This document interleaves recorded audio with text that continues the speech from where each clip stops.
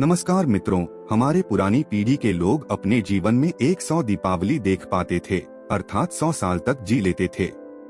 लेकिन आज के जमाने में 60 या 70 साल का जीवन भी अधिक माना जाता है, और उसमें भी जो लोग अच्छे होते हैं तो और भी कम उम्र में ही इस दुनिया को छोड़कर मृत्यु को प्राप्त कर लेते हैं। आपने लोगों को कहते सुना होगा कि भगवान अच्छे लोगों को जल्दी बुला लेते हैं। लेकिन क्या आपको पता है कि ऐसा क्यों होता है? क्यों दूसरों का भला करने वाले और अच्छे लोग बुरे और दुष्ट लोगों की तुलना में जल्दी मृत्यु को प्राप्त करते हैं? आपने लोगों को यह भी कहते हुए सुना होगा कि इस भले इंसान को इतनी जल्दी मौत क्यों आ गई और वह दुष्ट पापी अभी तक मरता क्यों नहीं है। क्या सच में ऐसा होता है? क्या सच में इसका कोई कारण है? अनेक ग्रंथों में इसके बारे में बताया गया है। आज की इसमें हम इन्हीं आधारों के माध्यम से इस प्रश्न का उत्तर ढूंढने की कोशिश करेंगे। उससे पहले आप इस वीडियो को अपने दोस्तों को जरूर शेयर करें, क्योंकि ज्ञान और खुशियां बांटने से ही बढ़ती हैं। तो चलिए वीडियो शुरू करते हैं। जातस्य ही ध्रुवो मृत्युः, गीता में भगवान कहते हैं कि जिस व्यक्ति ने जन्म लिया है उसका मृत्यु अवश्य ही होगा।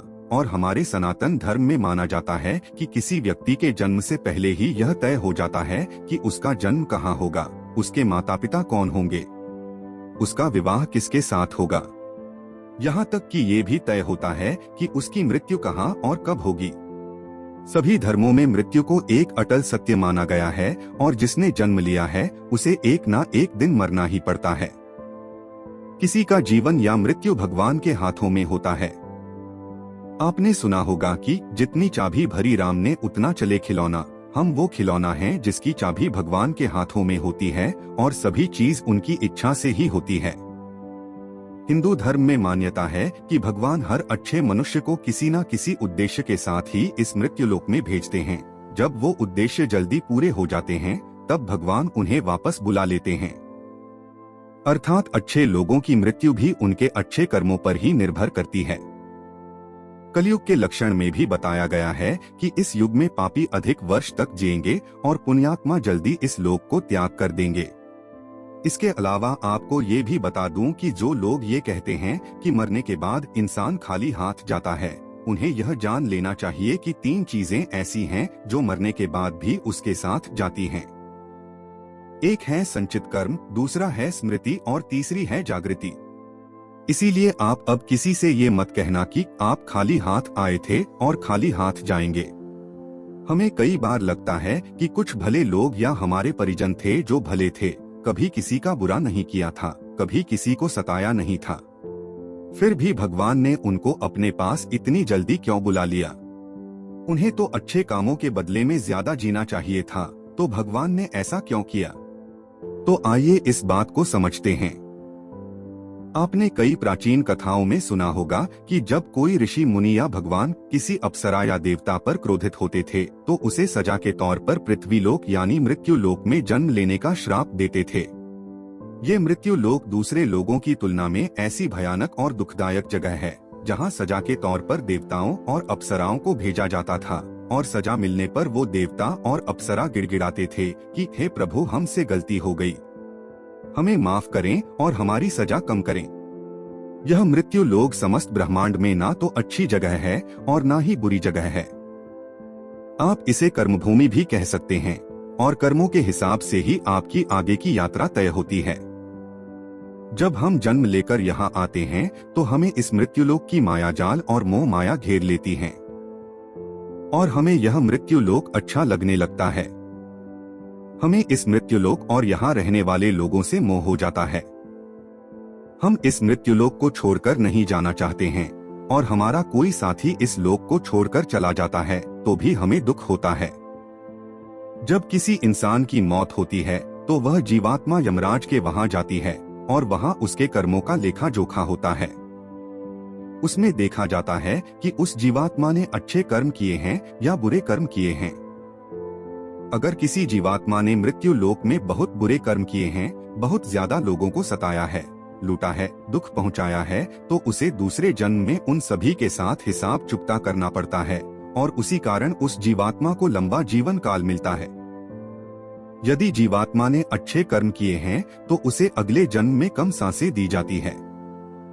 कई लोग कहते हैं कि अच्छे काम करने वाले को लंबा जीवन देना चाहिए और बुरे काम करने वालों को कम जीवन देना चाहिए। लेकिन भगवान ने जो व्यवस्था बनाई है वह सही और उत्तम है, क्योंकि इस मृत्युलोक में रहना और जीवन व्यतीत करना हमारा लक्ष्य नहीं है। हम जीवात्माओं का अंतिम लक्ष्य तो परम पवित्र बनकर मोक्ष प्राप्त करना है और परमेश्वर का सानिध्य प्राप्त करना है। हर एक जन्म के साथ हमें अवसर मिलता है कि हम अपनी चेतना के स्तर को अच्छे काम करके ऊपर उठाएं, क्योंकि हम बुरे काम करते हैं तो हमारी चेतना का स्तर नीचे जाता है और हमें हजारों और कई बार तो करोड़ों सालों तक इस मृत्युलोक में दुखों को झेलना पड़ता है।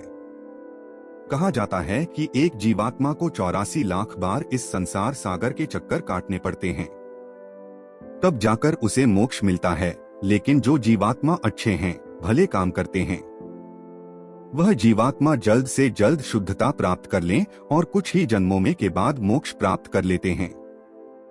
इसीलिए परमात्मा उनका जीवन काल कम रखता है, ताकि वह जीवात्मा इस मृत्युलोक के कष्टों को कम सहन करें और परमधाम में जाकर परम शांति और परम आनंद को प्राप्त करें।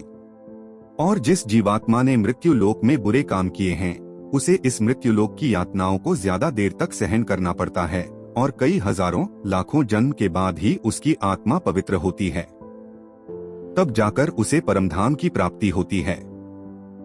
दूसरी बात यह है कि हमारा इस मृत्युलोक में जन्म किसी न किसी उद्देश्य से होता है, और जब वह उद्देश्य पूरा हो जाता है तो भगवान हमें वापस बुला लेते हैं।